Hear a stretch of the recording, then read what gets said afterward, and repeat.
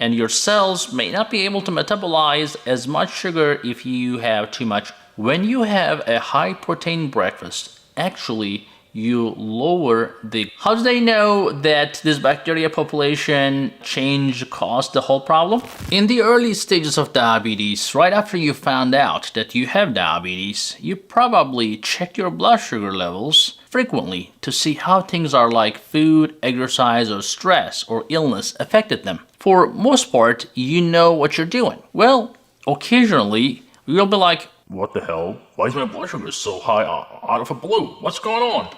Well, you thought you knew everything, but now you kind of feel lost. Hi, I'm Dr. Ahmed Ergin, also known as SugarMD, trying to help everyone in the universe with diabetes, pre-diabetes, insulin resistance. Today, I will help you understand all the non-classical or less known high blood sugar triggers that you need to watch out for. Make sure you watch the entire video, because you will be surprised to learn something new in every minute of this video. Well, knowledge is power, my friend. Look out for these surprising triggers that can send your blood sugars soaring. Number 1, sunburn. When skin is not protected from the sun, it can cause sunburn and skin damage for anyone who spends too much time in the sun. Well, stress hormones, however, can be released in excess by a severe burn in those with type 1 and type 2 diabetes, increasing their risk of developing high blood sugar. A waterproof sunscreen with an SPF of at least 30, I would recommend for basic protection. And children and teens are actually more sensitive to the sun, so they may require a different amount of protection, a higher amount of protection. But when it comes to protecting your skin from the sun's rays, you can wear definitely a sun hat and restrict your exposure to the sun during the peak hours, especially late morning or early afternoon. Number 2, coffee. Even without sweetener. Yes, some people's blood sugar is extra sensitive to caffeine. Stress hormones such as epinephrine is actually elevated by the caffeine. Also, we call this hormone adrenaline. And your cells may not be able to metabolize as much sugar if you have too much adrenaline in your system. Also, another thing called adenosine. Adenosine receptors, which is a protein receptor, is blocked by coffee. It works by binding to the same receptors. So the coffee binds to the same receptors of adenosine, and as a result, it avoids the drowsiness that happens when the body's adenosine levels rise. Well, this molecule also has a significant impact on the amount of insulin produced by your body, or how your body cells respond to glucose is also influenced by this level of adenosine. When you drink caffeine, your body retains the adenosine because the receptors are blocked, and that has a significant impact on insulin production. So your sleep is disturbed as a result too, but the caffeine can keep you awake if consumed too much, and insulin resistance will be induced by the lack of sleep as well as too much adenosine. So normal people can easily compensate for the effect of coffee, rising the adrenaline levels and the adenosine levels, but with diabetes, it becomes a bit of a problem. By the way, if you're enjoying this channel so far and the video, please smash that like button and subscribe and hit the bell so you won't miss any of these videos. Got something to say? Well, write down in the comment section. The only rule in our community is to be nice and gentle when you write comments. Number 3, well, the sleep. We just talked about this. Even just one night of too little sleep can make your body use insulin less efficiently. Sleep loss causes an increase in the cortisol, which in turn raises your glucose levels.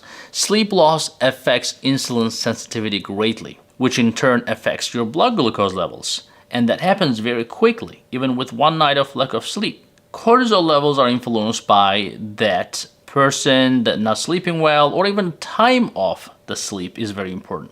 The sleep deprivation increases the oxidative stress and inflammation, which in turn affects your blood glucose levels. Inflammatory markers are on the rise, like interleukins, like the TNF-alpha, etc. They all cause insulin resistance and blood glucose spikes. Number 4 is skipping breakfast. Well, going without that morning meal can actually increase your blood sugar by the time it's lunch. I have a lot of patients who will tell me that I didn't even eat breakfast, doc. Why is my blood sugar so high? I don't understand what's going on. When you have a high protein breakfast, actually you lower the glucagon and cortisol levels, which are the hormones that causes insulin resistance to begin with. So if you eat breakfast, those insulin resistance hormones will go down. They are the same hormones that causes your blood sugar starting from 5 a.m., which is called dawn phenomenon. Having a breakfast literally calms them down. I don't mean you go have cereal and pancakes for breakfast because that will defeat the purpose, but a high protein breakfast can definitely help your blood sugars. I just said dawn phenomenon and some of you probably said, what is that? Well, dawn phenomenon is number 5 here. And some people, most people actually, have a surge in those hormones we discussed about, like the cortisol, the adrenaline, the glucagon. And people with diabetes, unfortunately, blood sugar can spike quite a bit because of these hormones, especially in the morning. Again, the adrenaline, the cortisol, even the growth hormone and the glucagon, they're all released into the bloodstream in a very high rate right around 5 o'clock in the morning. Blood sugar levels rise as a result of these hormones, causing the liver to release a lot of glycogen, which is converted to glucose. So basically, these hormones really do not get along well with your insulin. Although it is not quite clear why that occurs, but the release of these hormones is commonly used to provide that extra burst of energy that you may need in the mornings. A lot of scientists propose that you wake up with an increased supply of glucose in order to get your body going for your morning routine in case you skip breakfast or you don't have food available, etc. Number 6, guys, dehydration. Yes, less water in your body means a higher blood sugar concentration. Well, drinking water does not necessarily work like a medicine. So if your blood sugar is high and you're hydrated, you're not dehydrated, drinking more water is not going to help you. But if you're dehydrated, that actually can make your blood sugars go worse. So don't become dehydrated because your kidneys rely on water to wash things up and to get rid of these high blood sugars. Well, number 7, that's a little surprising, is your nose sprays for your cold. Well, some have chemicals that trigger your liver to make more blood sugar. Nasal sprays, for example, commonly contain epinephrine, the same hormone that your body makes in the morning that causes high blood sugar, so you're doing it to yourself this time. Phenylephrine, the pseudoephedrine, etc. These are cold medications that are typically taken orally, but the sprays contain the same things as well. And sometimes those same sprays have steroids like Flonase, for example, for allergies, can definitely spike your blood sugars. And most of you know that the steroid is one of the biggest enemy of insulin, and it will definitely raise your blood sugars. Number 8, gum disease. Well, we have a video about this, but I'll go quickly here. It is a complication. Your blood sugar will go up because of gum disease. So when you have gum disease, the germs enter to your bloodstream, especially when you chew or brush your teeth, like the typical things you do every day. In response to your body's defense to these germs and stuff, there's going to be a lot of inflammatory markers that's going to create inflammation in your entire system, actually. As a result, your blood sugar will go up because of that inflammation in your body. People with type 2 diabetes, treatment of like severe diseases such as extensive gum cleaning or extensive cleaning of the gums can actually lower your blood sugar levels quite a bit. So please go to your dentist, get it checked, because that's going to be extremely important to control your blood sugars if you have gum disease. You'll almost get the same benefit as if you added another medication to your regimen. So if you don't want to keep adding medications, keep your teeth healthy, right? I would say that's a pretty good investment. Number 9, excessive heat. Well, that happens a lot in Florida. It can be problematic for people with diabetes.